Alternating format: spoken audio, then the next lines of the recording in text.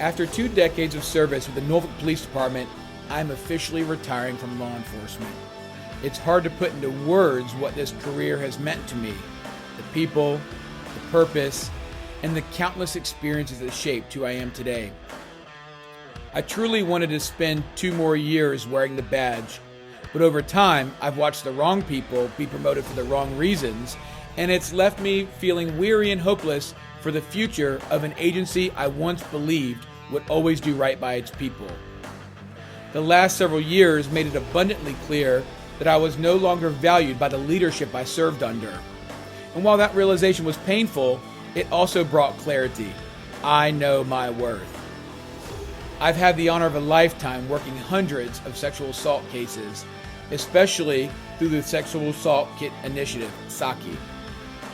I was entrusted with 64 SAKI cold cases, each one representing a survivor's story of pain, perseverance, and unimaginable strength.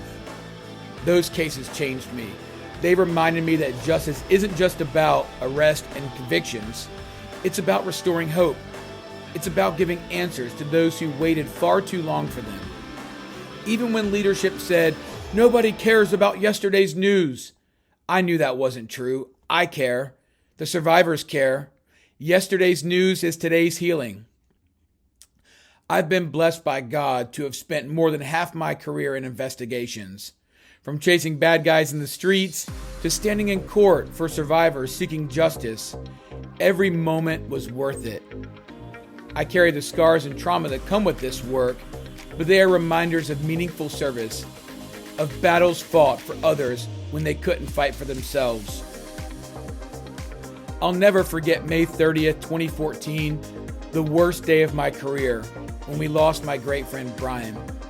That loss changed me as it did many of us, but his memory continues to live on, and I'll make sure that light keeps shining until I take my last breath.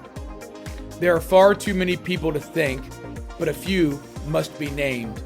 Leaders like Wayne Hanley, Bill Kelly, and Frank Mazzio, who showed me what true leadership looks like. Investigators like Kevin Gross and John Smith, who taught me to be relentless in the pursuit of truth. And peers like Biko Dehaney and Jacob Medley, who reminded me that leadership is as much about learning as it is about teaching. Something too many in leadership forget. To every survivor, victim, and family I've had the privilege to work for, thank you for trusting me with your stories. I never took that responsibility for granted. I knew what I was asking when I reopened scars from decades ago. You've shown me what real courage looks like. As I step away, I do so with peace, knowing that my mental, emotional, and physical health are worth protecting. As my good friend Mark DeBona says, we love the job, but the job doesn't love us. Those words have never been truer. To my brothers and sisters still wearing the badge, know your worth. Never let leadership, politics, or a broken system convince you otherwise. If agencies fail to value their people, they will lose their best ones. It's that simple. The profession needs you, not the other way around. Never forget that.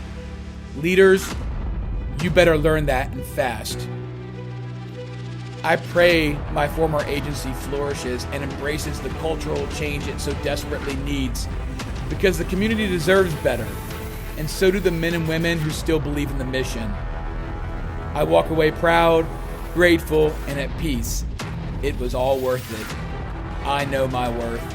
510, Signal 7.